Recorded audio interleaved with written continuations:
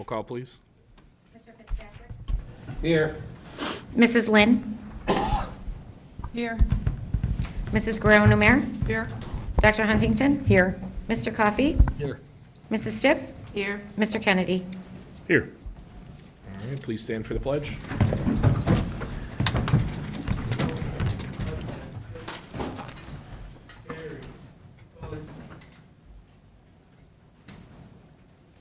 Forward.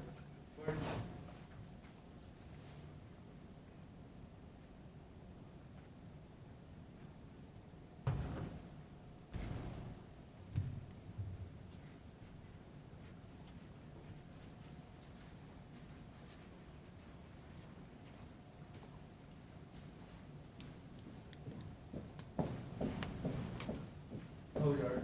Halt. Right. Face.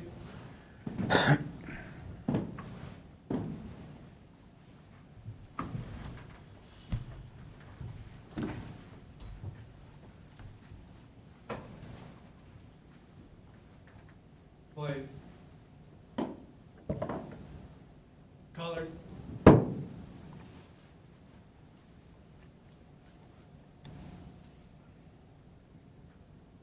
Present.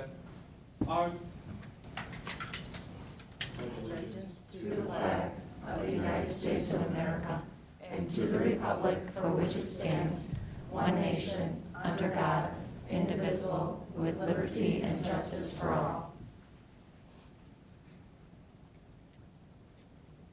Order. Arms.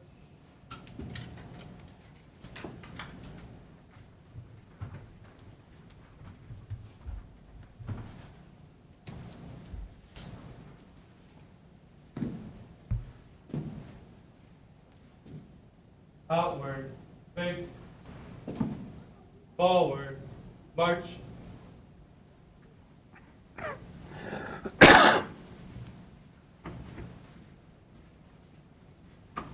May be seated.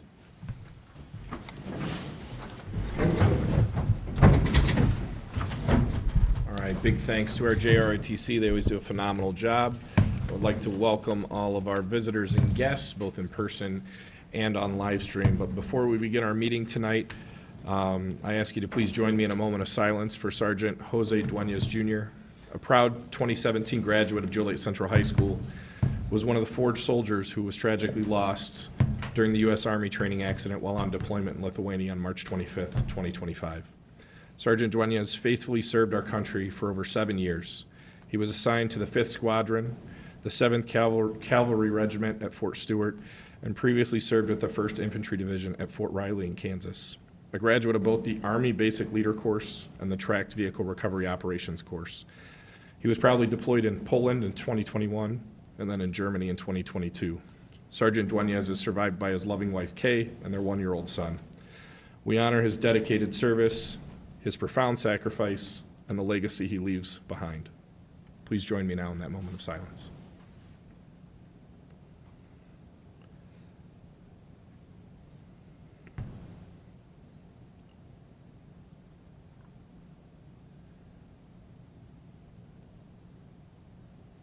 Thank you. All right, we'll move on to our consent agenda for a motion to adjourn or amend. Motion to amend to remove the Hopewell bills from the check register. Do we have a second? Second. Roll call, please. Mrs. Stiff? Yes. Mr. Kennedy? Yes. Mr. Fitzpatrick? Yes. Mrs. Lynn? Yes. Mrs. Guerrero-Numer? Yes. Dr. Huntington? Yes. Mr. Coffey? Yes. All right, motion passes. Do we have a motion to approve the rest? So moved. Second. Roll call, please. Mr. Coffey? Yes. Mrs. Stiff? Yes. Mr. Kennedy? Yes. Mr. Fitzpatrick? Yes. Mrs. Lynn? Yes. Mrs. Guerrero-Numer? Yes. Dr. Huntington? Abstain. All right, motion passes. We will move on to recognitions and awards. I believe we have a pretty outstanding one from West Campus.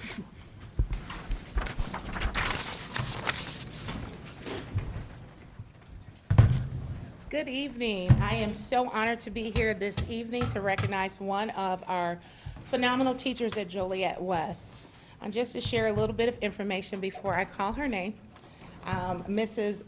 Alyssa Greenwald is acknowledged this evening as a Golden Apple Excellence in Teaching Award finalist. So the Golden Apple Excellence in Teaching Award is a prestigious award that honors and recognizes outstanding educators who demonstrate exceptional teaching, dedication, and lasting impact on student success.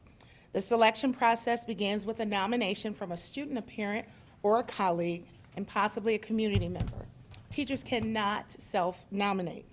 It's followed by an invitation by all eligible teachers to submit a detailed portfolio that showcases their teaching philosophy, accomplishments, and community involvement.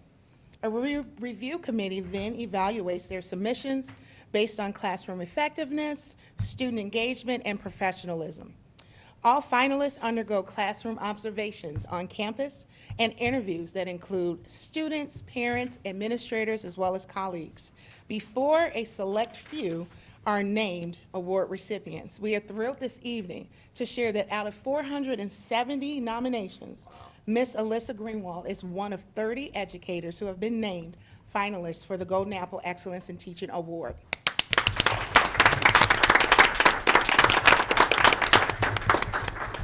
On Saturday, April 5th, 2005, myself, Dr. Guzman, and Mrs. Hunt joined Mrs. Greenwald in St. Charles, Illinois, where she was recognized for this awesome accomplishment. Now, our fingers are crossed because it's not over.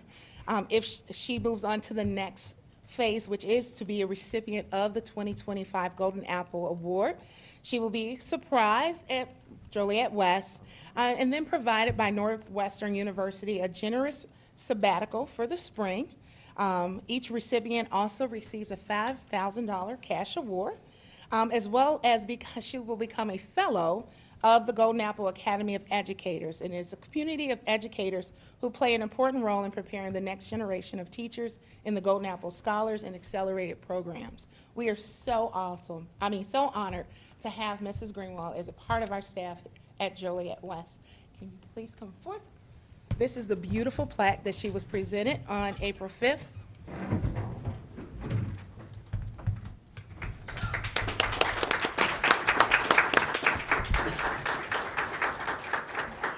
I did ask her to say a sentence or two. Thank you, thank you. Oh, you're so sweet, thank you so much. Hi, everybody. Hi, thank you so much. Oh, great, okay.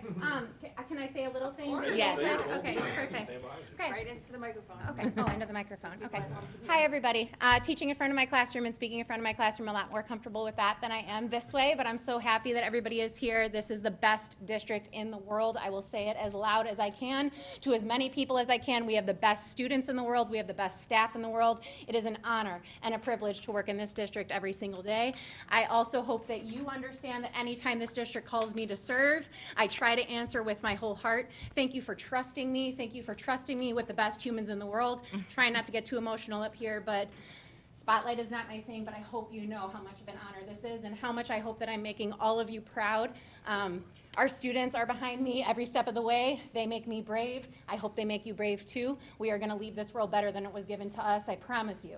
I promise you. We have faith in the next generation. I see them every single day, and they're right here in this community, y'all. So thank you so much.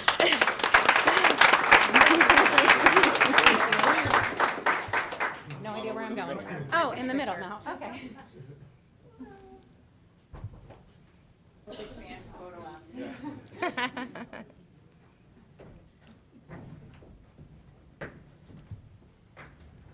Everybody in?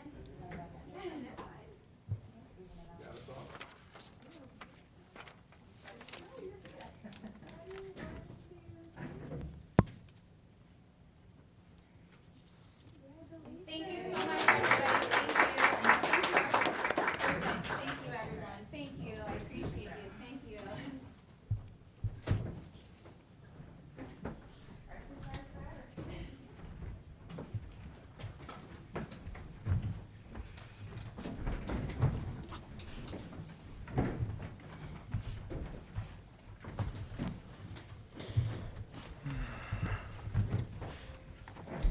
All right, that was fantastic. We'll move into our superintendent reports at this time. Thank you. There is no correspondence. However, I do want to, well, it's correspondence and legislative. I want to provide an update on the U.S. Department of Education directive to states to certify compliance with Title IV of the Civil Rights Act of 1964. As you're probably aware, on April 9th, we were notified that the U.S. Department of Education letters to state agencies were sent out, including ISB, requiring that states as well as schools certify compliance and anti-discrimination obligations under Title IV of the Civil Rights Act of 1964. And there's some additional information. We were notified, I think, first on April 9th, that ISB sent a letter on behalf of the state of Illinois. The copy of that letter is available on the ISB website. And they let us know that they certified that schools are not engaged in anti-discrimination practices. Also asked for definitions of what violations that would be considered criminal of DEIR, and that they would not be collecting certifications from individual districts in Illinois. We were sent a similar email from Illinois Association of School Boards saying the same thing. And so the latest information is that the deadline got extended to, I believe, April 24th. And at that time, that's when the U.S. Department of Education will be looking at all the information sent. So at that time, we don't need to submit anything in addition. And so I will keep you posted if we receive any other additional information. And as I stated, you know, we are not doing anything that's against the law. So we're committed to our strategic plan and doing what we're doing in this district. So, and I'm happy to answer any questions. All right, so then we'll move on. We have two presentations this evening. We have an educational services update. So if Mrs. Jamila Cage will be presenting this evening. This is a response to an update with more information on 504 plans within the district. So I will turn it over to Jamila. Thank you. There we go. Good evening, everyone. This is to provide an update regarding our current 504 program structure and services. So the first couple of slides just give some basic information regarding 504 and along with how does it differ from a student that may have an IEP.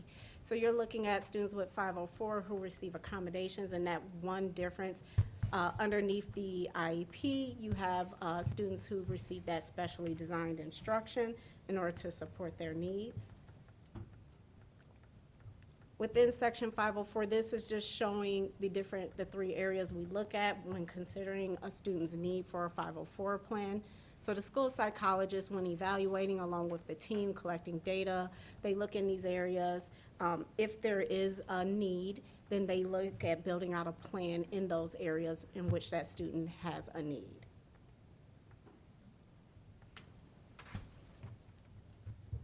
On the next slide here, this is just a breakdown of the leadership structure. So currently our school psychologists serve as the 504 coordinators, and our special services coordinators at each campus oversee those 504 coordinators and program implementation. They do have two secretaries who are clerical support for the 504 coordinators, assisting with some of the logistics.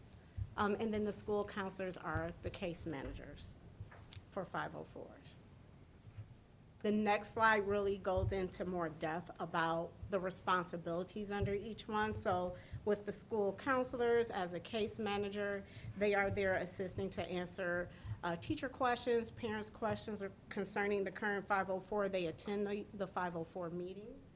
The school psychologist is making sure we're in compliance with annuals as well as evaluations. They are also coordinating, setting up the meetings, as well as any testing accommodations that are required for standardized testing. And then our special services coordinators, as well as myself, oversee assisting if there's any questions that may elevate to our level. So if something that a counselor can't answer or that the school psychologist is struggling with, maybe a parent concern that rises to our level and we assist in that way. We also provide support through professional development as well, making sure everyone understands policies and procedures and related to 504s. This next slide just gives a breakdown of the number of students. So last school year compared to this school year, Central kind of hovered around the same amount of students. West has seen an increase from last school year to this school year.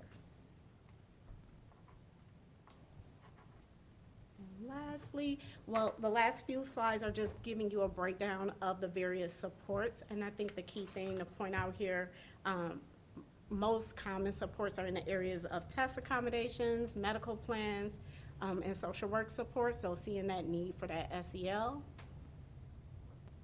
And then this next slide just gives an overview of other supports that we've seen in different 504 plans as well.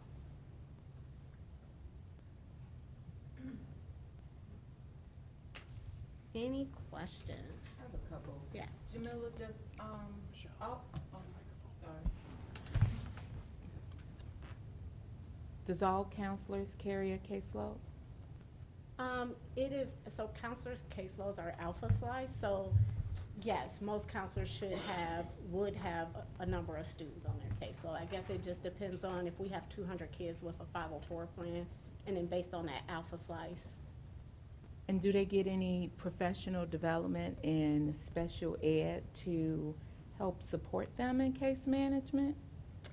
So we have our coordinators, our special services coordinators work very closely with the PPS coordinator, and we do push in answering questions, giving some PD with case management for our counselors. For 504s. For 504s, Yeah. which is separate from, Yeah. yeah, that's Yes. different from Right, special but ed. they, Yeah. some of them still need accommodations in the Yep. classroom, Yep. and I just want to know how are they identifying while they're case managing the students to So in reference, advocate? if they need, are you asking how are the counselors identifying that there might be a need for Yep. an accommodation? Yep.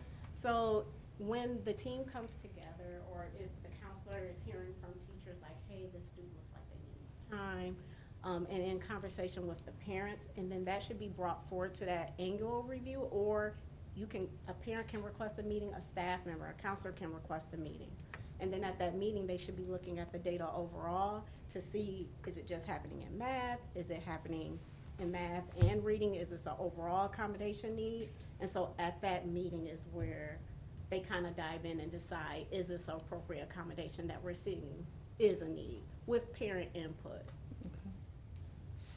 So I know a lot of times students with 504 plans have some medical issues they might not need, and I didn't see like where the nurse would be involved. Are they just part of the team, or do they case manage as well? The nurse is invited if there's a medical need. Yes, they serve as a role on that 504 team.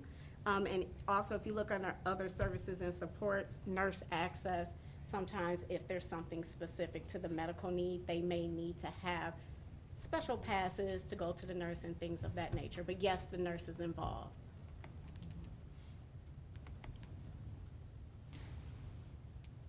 One more question. Yes. So with the increase at West,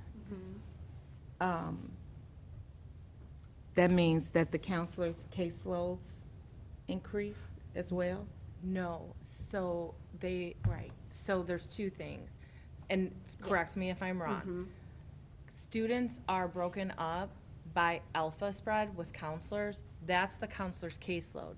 Within that, any student that's on their caseload that has a 504, they're the case manager for that student. So they Okay. don't have extra students. It's already their students that they're seeing. They're- So, okay. so on average, our counselors right now, I think, have 325 students, maybe a little bit more, a little bit less, depending. But those are the students that are already on their caseload. How many counselors do we have at Joliet West? I want to say I believe 12, is it 11? 11. Oh, I'm sorry, 11 and then the college and career counselor. Correct. So, I mean, on average, they would have like 10 to 12 kids with the 504s, on average. Yes. Yeah. Some kids, it just depends on the Right. alpha split Yeah, Right. spread. say if You it might falls have some evenly. more this year or less. So, Okay. Thank you. Thank you, Jamila. Thank you. Our next presentation is the master facility plan update for Joliet West, Phase 3. As you remember, we did Joliet Central last time. So I'm going to turn it over to Dr. Hampton and team. Yes, so we have the architects and construction managers here again tonight to present to the board Phase 3B of the West Campus. As Dr. Guzman mentioned, last month we presented Phase 2B of Joliet Central. So I'll turn it over for a presentation. Hi, everyone. I'm Nidhi Shah with White & Company. I'm project manager. Hello again. Carmine Calabria with us, who's the architect on West, and David Norris with Gilbane. So today we are, last time we talked about Central, so it's West's turn. We're talking about Phase 3 this time. So just as a reminder, we did this for Central, but kind of where we are and what we've done, what's under construction, because there's a lot of projects happening at both campuses. So some things that were completed last summer. We completed IAQ indoor air quality Phase 4, which is in the gymnasium, so we got air conditioning in your large gym. And before that, in 2023, we completed the athletic field, so the football field and the track at West, as well as a nice entry area. Currently under construction. The other thing that's not on here, but I'll mention, is that administration parking lot. You guys got an expansion there, so you guys got a lot of nice added spots and a new curb cut to get exit on the second exit out there. Under construction is the baseball, softball fields. So that is currently under construction, going to be completed this summer. I believe the softball you guys have already played on, so that's partially done. Culinary arts edition. So Central wasn't a renovation, so that was completed in December. West is a full addition of 3 rooms, so that is going to be done this summer as well, and it'll be ready for occupancy in August, so you guys will get that for the new school year. The other part starting up, some work started during spring break, is Phase 2. So that is the PPS renovations. We're consolidating and bringing all your PPS to a central location. I know you guys are spread out throughout the building. Some CT renovations, because we have to shift some spaces. So your photography, you're getting a new lab there, new child development space, as well as a new fashion room. And then we are doing some corridor renovations to alleviate your circulation. We know both campuses had a lot of issues in the corridors. We are creating a new north-south corridor and making it much wider to help in that B building when you kind of go from all the way from G to E, get through there a little bit quicker. So currently in design, so we are in early design. We issued a schematic design, which is the first, 20% of the project last month, and we're currently in design development, so we're really early. We're still meeting with the staff and reviewing everything. Steve Millsaps many times. So we're doing locker room renovations. So we are kind of moving your team locker rooms, which are taking up some classroom spaces, into the existing shower area to kind of alleviate some, to make some better efficiency of your spaces. We are renovating some offices where the PPS used to be back into classrooms, giving those spaces back to you for education. And then we are doing a roof replacement as well. We did part of it last year, and we're completing the building D, so that's over the gym and weight room roof replacement. Project goals kind of went under this a little bit. We just want to enhance the student experience, relieving hallway congestion and improving circulation. We are reconfiguring your locker rooms to make it more efficient and making sure those showers that no one uses are a space that's well used, especially at West where it's very landlocked. We want to modernize your learning environments. and then also convert all your old PPS rooms into classrooms. Just kind of walk through where we are. The green areas are all your applied life or PE areas, so we're getting 4 applied life classrooms. And then those areas, we're not touching every space in your locker rooms, but the majority of your larger athletic locker rooms and your PE locker rooms will be renovated. In orange, those are the areas where you might have deans or counselors right now that are getting back to classrooms. The second floor as well, we're moving some of your PE teachers, we're giving them a nicer suite upstairs for them to be when they're not in class. And then we are converting your your guidance counselor office and your sped office back into classrooms as well. And renovating the bathroom on the second floor. Lots of stuff happening at West this year, and here's the roof area for the roof that we're replacing. All right, diving in a little deeper into the locker rooms. So everything in color here is where we're renovating. So, we're trying to stay contained within this athletics core, but we're looking at trying to refinish all of our finishes, flooring, walls, ceilings, lighting, mechanical, things like that. Like Nidhi mentioned, there's 2 showers at both the north and south PE locker rooms, boys and girls, that are kind of in the way. They're not being used anymore the way that they were intended on, so we're getting rid of those, we're demolishing those, and we're consolidating the PE locker rooms so that they could be better utilized, and there's more efficiencies there. Some of the new additions to these PE locker rooms will be some new lockers, as well as ADA compliant toilet rooms, and we're actually adding in single user toilets as well at the corridors, and changing rooms within the locker rooms as well. If we look at the east, there's gang toilet rooms that will be refinished to become ADA compliant, new finishes. And then we have classrooms at the south where the existing team locker rooms are being input into that athletics core. Now we can have that space be utilized as classrooms. But we also have our athletics offices at the southeast and northeast corner. Those are kind of staying in the same spot, but getting a nice touch, refinishing those. If we move up, this is that workroom that Nidhi was talking about. So having the athletic staff have a space where they can kind of have their own desk, some workspace area, casework, work table, things like that, to allow for a little bit more efficiencies there. Something to note with this project is that we could definitely capitalize on defining the school's identity through branding and graphics. School pride is something that you see through athletics, so this is the project just for that. So we're trying to look at graphics and branding opportunities that would allow us to do that. So what we're looking at right here is an existing corner of this locker room core. We're actually looking at the southeast corner where the athletics office is. So you see there's display cases, there's some awards, plaques, and you see that that's kind of like the spirit of what's happening right now. And so we're going to try to do something a little bit different to kind of amplify that. This is a view of that same corner at a very early concept look. So we're trying to figure out ways that we can incorporate the branding into that. This is a plan that kind of identifies some of the key branding opportunities. So, there's wayfinding. So how do we even get to this locker room core? As you looked at the image before, there was a bunch of doors on that wall. It's a little hard to know where you're going. So we're going to try to use wayfinding tactics or architectural elements to help guide us through that space.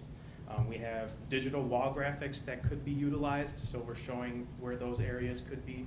We could also be utilizing 3D signage, something more three-dimensional, and we could also even be using materiality, so like glass, things like that, to kind of key in on kind of identifying the space. There's many display cases around here, so we're looking at also trying to see how we can improve those in some way. So this is really just kind of a palette of all these different things that could happen, and we're still kind of exploring what those options are and what could be. And what's the best move. I know we have that Hall of Fame that's really prominent to the school. It's very something that like students, staff, and alumni are very prideful of. So trying to find something that we can utilize to embrace that. That view again, but just showing the key opportunities of where these graphics and branding moments may reside in at this corner. So just showing different opportunities of where you put some glass film, or maybe there's some colored glass or some sort of trophy case embellishment. So there's things like that that we're trying to identify now. And then moving into the locker rooms, we'd like to try to incorporate some of those methods so that it kind of feels like a whole, and you get that experience moving in forward too. Some of that 3D signage, new lockers, and something to note within the locker rooms too is that we are trying to improve the supervision. So trying to figure out, how high these lockers need to be so that supervision is an easy task throughout the space.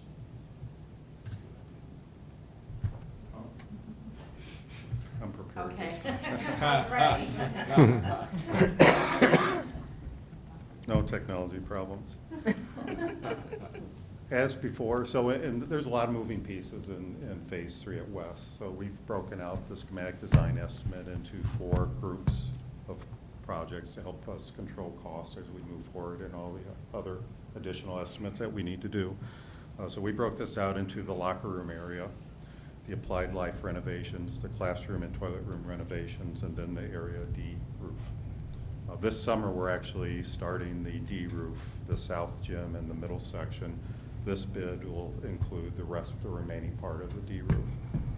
So as before, the structure of the schematic design estimate is set up where the subtotal of construction is really the bricks and mortar. It's the work in place. Below that line, we're carrying 3 different contingencies. Escalation is taking us from when we've done this estimate all the way to about the midpoint of construction to make sure that anything happening in the market, that we have an escalation factor in our estimate. Design contingency, really, we're in schematic design. As the design gets more developed, that contingency is there to make sure that we're covered in our budget for as more development in the design. And then construction contingency will carry us all the way through construction. We open up a wall, find something, a pipe that needs to be moved, so all those unforeseen conditions are budgeted for. And then below that, we have the owner's cost. Sometimes we call it the soft cost. That's the CM cost, the architect's cost. Miscellaneous costs would include items like abatement, furniture, fixtures, equipment, all the other stuff that goes into the building that's not really part of construction, which leaves us with a total project budget. So this is schematic design. We'll do another estimate during either design development or early construction documents, and then each time we will compare that to the previous estimate and I'll make sure that we're always on target. For this project, we're looking at going out to bid in October. We'll be bidding all the way through November and then targeting the December board meeting for award. So that will set us up for the buyout contracts and getting material ordered for a summer construction start.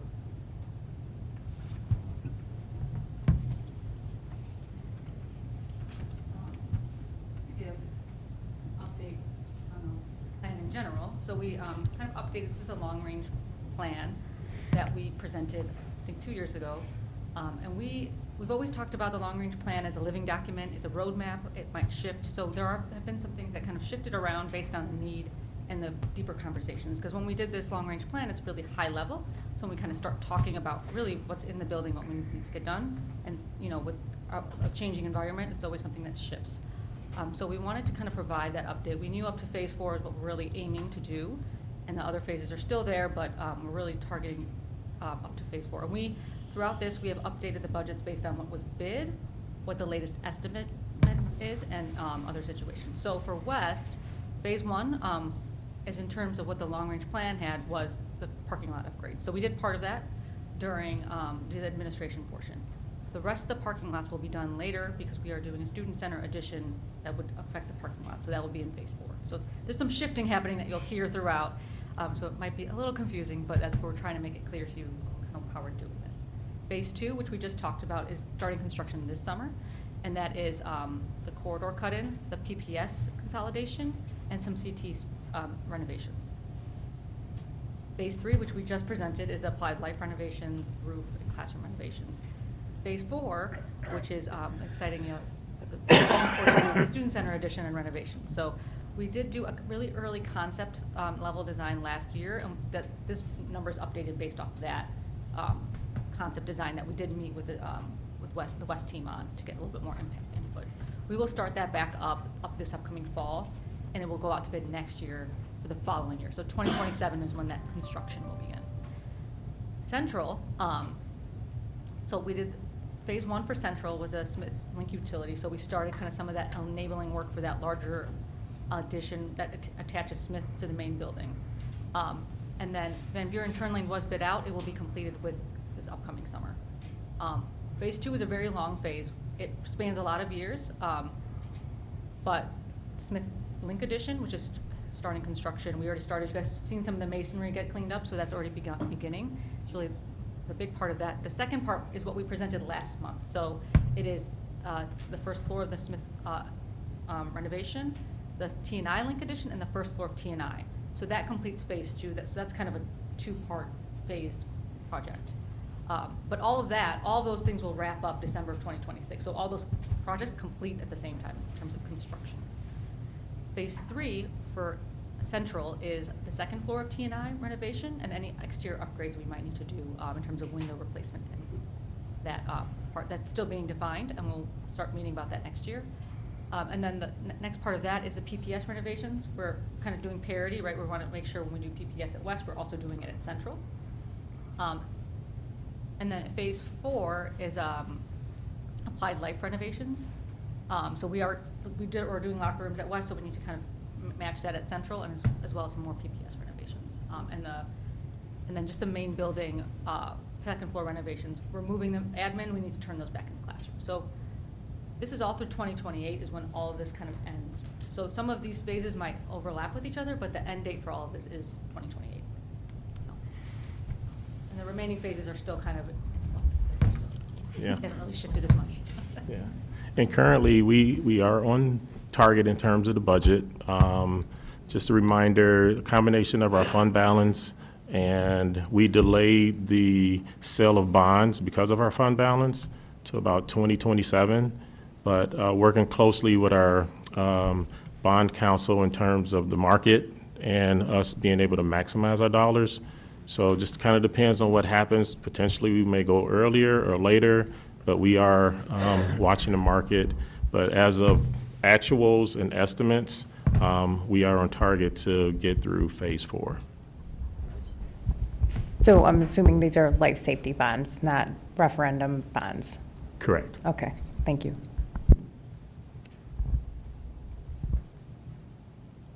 Any other questions? That's great. Thank you. Thank you. Very exciting, and the masonry cleanup looks amazing. I have a view side by side, so I'll have to send that out to you because it's beautiful. Please do. Yeah, Please do. it's beautiful. Nice. So that concludes superintendent reports. All right, we'll move on to action items. We'll start with action item A, agreement between Joliet Township High School and Shrub Oak International School. Do we have a motion to approve? Second. Second. All right, do we have discussion? I just wanted to know if we've been out to visit the school yet. Nope, we have not. I will talk to the new director about that. Okay, thank you. No other discussion? Let's move to roll call, please. Mr. Kennedy? Yes. Mrs. Lynn? Yes. Mr. Fitzpatrick? Yes. Mrs. Guerrero-Namere? Yes. Dr. Huntington? Yes. Mr. Coffey? Abstain due to a potential conflict of interest? Mrs. Stiff? Did you call me? Yes. Motion passes. On to action item B, agreement between Joliet Township High School and New Lenox School District. Do we have a motion to approve? So moved. I'll second. Do we have any discussion? Is this for O&M? Yes. Okay, thank you. No further discussion. Roll call, please. Mrs. Stiff? Yes. Mr. Kennedy? Yes. Mr. Fitzpatrick? Yes. Mrs. Lynn? Yes. Mrs. Guerrero-Namere? Yes. Dr. Huntington? Yes. Mr. Coffey? Yes. Motion passes. On to action item C, agreement between Joliet Township High School and Hillman Pediatric Therapy. Do we have a motion to approve? I'll make the motion. Second? All right. Do we have any discussion? Roll call, please. Mr. Coffey? Yes. Mrs. Stiff? Yes. Mr. Kennedy? Yes. Mr. Fitzpatrick? Yes. Mrs. Lynn? Yes. Mrs. Guerrero-Namere? Yes. Dr. Huntington? Yes. All right. right, motion passes on to action item D, agreement between Joliet Township High School and Educational Equity Consultants. Do we have a motion to approve? So moved. Do we have a second? Second. Any discussion? I do have a question, and I noticed that the funds are being used, Title I funds are being used. Diversity, equity, inclusion is being under attack by our federal government. I'm concerned if they tie money to this work, that, what are we gonna do if there's a freeze on title funding for this work? So I would answer that question. I said I would answer that, and again, I really like the way that our state superintendent posed the question back. I think we have to have a definition of what illegal DEI is, because, I mean, I might be illegal DEI as a female. You know, like, what is everybody's interpretation? So this is our 8th cohort for cultural responsiveness that's associated with our strategic plan. So my recommendation would be, until we are given a definition of what we're doing is illegal or unethical, I feel very strongly that we need to keep on what we're doing, and then we go from there. Because of right now, there's no definition of what we're doing that exists. And so I think it's murky, and so that's the best answer I have at this point. I'm not suggesting that the work isn't important and it doesn't need to be done, but we're seeing Harvard University has being $2 billion is being withheld from them because of this perceived So violation. There's different points in that particular court case of giving points for being of a certain race for admissions. That is very different than the training we're talking about, which is educating ourselves on the history of marginalized individuals and just what has occurred so that we know how to best serve our students from all backgrounds. So I think that court case and what's happened to Harvard, what's happened to Northwestern, what's happening, honestly, probably at the collegiate level, there are differences, but everything's getting labeled DEI. And so I think, again, the best answer I have is we're gonna watch it closely, but this would not be the only thing within title. I guess, yeah, that's my question, like, what's the plan B? Do we go to fund balance to pay for the work? So what we have right now in all states, and Dr. Hampton can help me with this if I say anything incorrectly, but all schools, different states have different amounts of federal funding. We're at about 5 to 7%. Yeah. And so 5 to 7% of $100 million or $150 million budget is still a large piece of money. I mean, not diminishing that at all. And so we'll have to watch that. And if we're told we can't do something, then I'll have to bring that to you. And then the Board of Education will have a decision to make, to be quite honest, of what we go forward with and what we don't do. I think right now we don't have enough information, and I think some of this is gonna have to play out in the courts. Because even you look at what came out in Education Week yesterday, it has Illinois as not certifying, but then another article says we certified.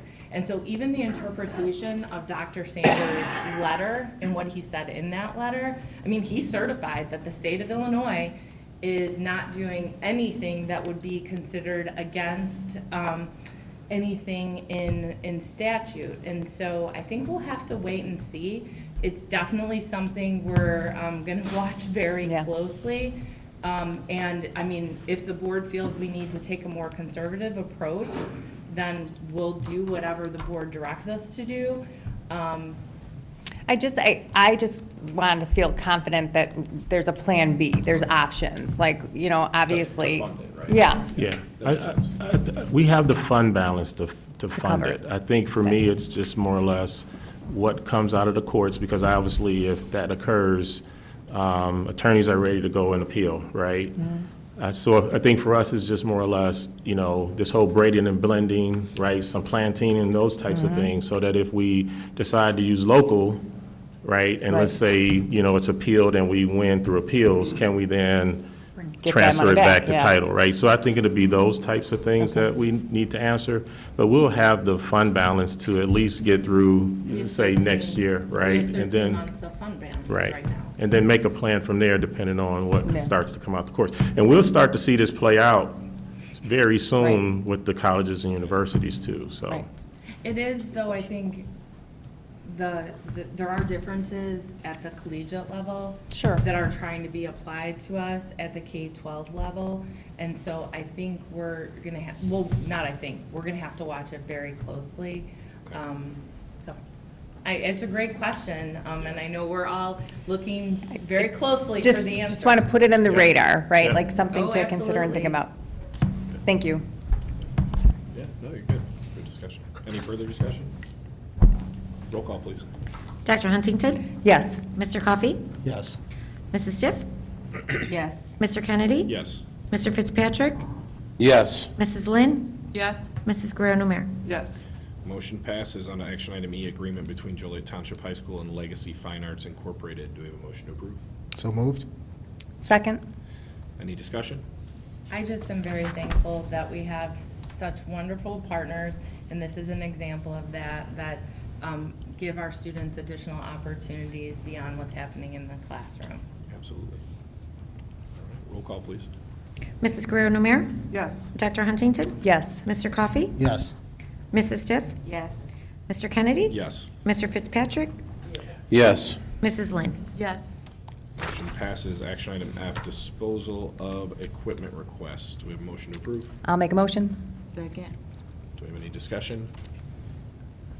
Hearing none, roll call, please. Mrs. Lynn? Yes. Mrs. Guerrero-Numer? Yes. Dr. Huntington? Yes. Mr. Coffey? Yes. Mrs. Stiff? Yes. Mr. Kennedy? Yes. Mr. Fitzpatrick? Yes. Motion passes on to action item G, substitute pay rate recommendation. Do we have a motion to approve? I'll make the motion. Second. Do we have any discussion? Yes, in order to stay competitive, we are recommending to increase the substitute clerical, substitute paraprofessional, substitute custodian, and temporary transportation assistant sub-pay going into next school year. All right, thank you. Roll call, please. Mr. Fitzpatrick? Yes. Mrs. Lynn? Yes. Mrs. Guerrero-Numer? Yes. Dr. Huntington? Yes.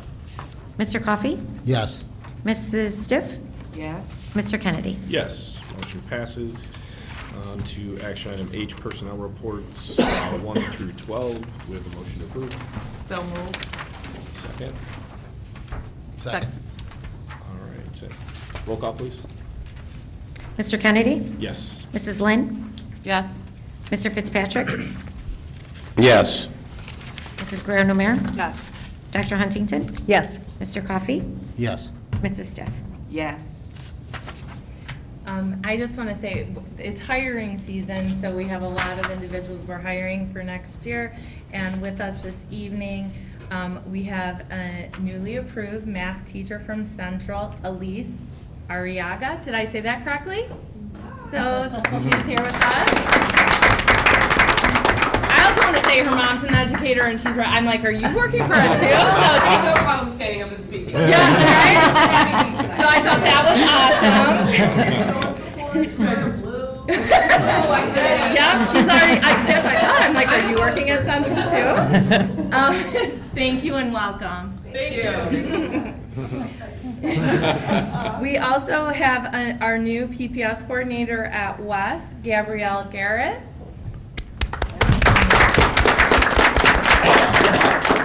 We also have our Director of Special Services, Shelia Blissett. And our new Buildings and Grounds Supervisor at Central, Noel Mendoza. Welcome, thank you for coming this evening. If you stay after, I'm sure people would love to congratulate you again, and we should be done pretty soon. Thank you. All right, on to action item I, student discipline recommendations. We'll turn over to Mr. Coffey. Yes. After receiving and deliberating the information contained in the hearing officer's report, the Board of Education is charged with deciding, 1, whether removing the child from his or her learning environment is in the best interest of the school, 2, what the rationale is for the specific duration of the recommended expulsion. 3, whether all appropriate and available behavioral and disciplinary interventions were exhausted. And 4, whether the continued presence in school would either A, pose a threat to the safety of other students, staff, or members of the school community, or B, substantially disrupt, impede, or interfere with the operation of the school. The Board of Education must then convene into public session to formally vote on the motion to expel if the expulsion is the consensus arrived at during executive session. I make a motion under case number C242516, recommending expulsion until January of 2027 and placement at Lincoln School. Second the motion. Roll call, please. Mrs. Stiff? Yes. Mr. Kennedy? Yes. Mr. Fitzpatrick? Yes. Mrs. Lynn? Yes. Mrs. Guerrero Namir? Yes. Dr. Huntington? Yes. Mr. Coffey? Yes. Motion passes. I make a motion under case number W242517, recommending expulsion until June of 2026 and placement at Lincoln School. I second the motion. Roll call, please. Mr. Coffey? Yes. Mrs. Stiff? Yes. Mr. Kennedy? Yes. Mr. Fitzpatrick? Yes. Mrs. Lynn? Yes. Mrs. Guerrero Namir? Yes. Dr. Huntington? Yes. Motion passes. That concludes action items. We'll move on to unfinished business. Does anyone have any unfinished business? Hearing none, we'll move to new business. Anybody have any new business? Moving on to board reports. Does anybody have a board report? I do. I was lucky enough to be at the Salute for Service this week at the Renaissance Center, which was last week, at the Renaissance Center, which was always a great time. Lots of rewarding experiences there, hearing about all the volunteers that are in the district, throughout the district. I have to thank Diane and Mrs. McDonald for sitting with me, because I was at the board table by myself. But it was a good evening, and I appreciate all of the hard work Christine did to get that running and Yes, thank you. going. Yeah. Thank you. Loretta. You're welcome. Anyone else with a board report? I was Yeah. at the top, I'm sorry. Oh, go ahead. I was at the Top 25 banquet. That was well-attended, well-run. We had a bunch of students there. I think we had almost everybody that was honored there. It was a great banquet. I think Tom was there as well.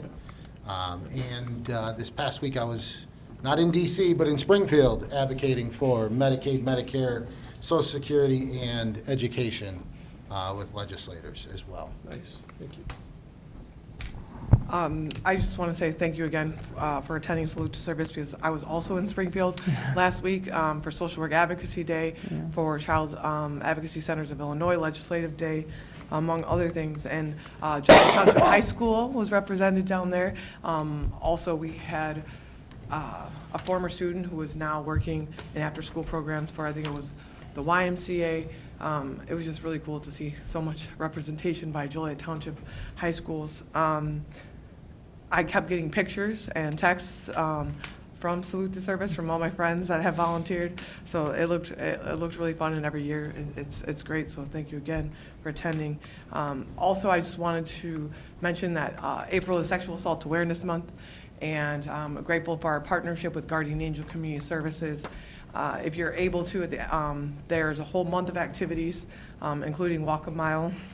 Just a reminder that when you walk into a classroom and you look around, 1 in 4 girls on or before her 18th birthday will be sexually assaulted or abused, and 1 in 6 boys will be sexually assaulted or abused before their 18th birthday. And it's just really important to remember that, and I'm just grateful for all the teachers and staff that make those reports when they suspect child abuse. You don't have to investigate it, you just have to suspect.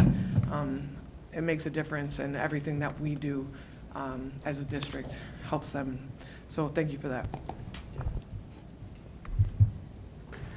Sometimes I think people feel like the world we live in, we're in trouble.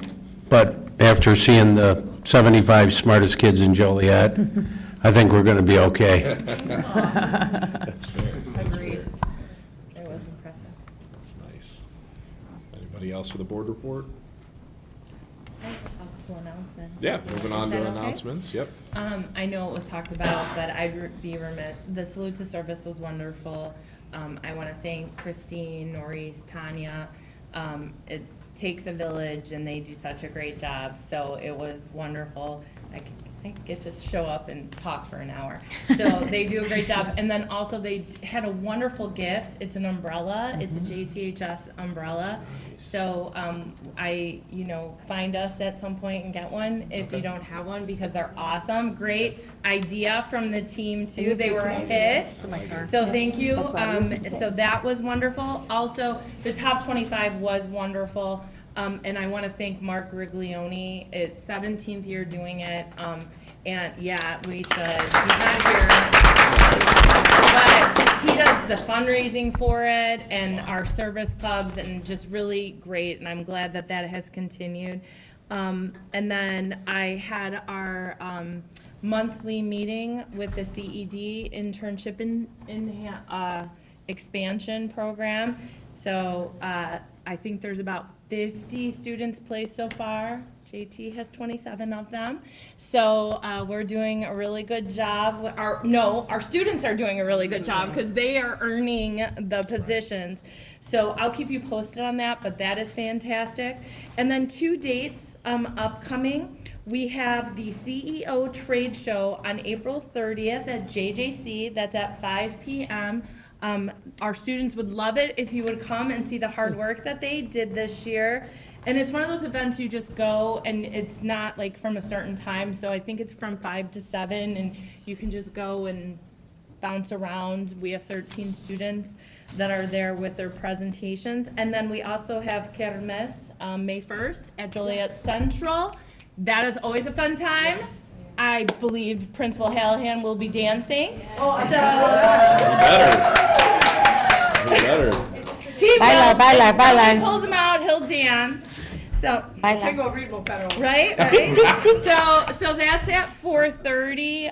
That is a wonderful event, but it's so busy. We have senior awards, we have everything coming up, and then of course graduation. So lots of dates and information, but yeah, it's gonna go fast. So thank you. Awesome. Do we have any public comments? No, sir. Hearing none, I would entertain a motion to adjourn. So moved. Second. All right, we'll do this by unanimous consent. Hearing no dissent. Motion's adjourned. Meeting's adjourned.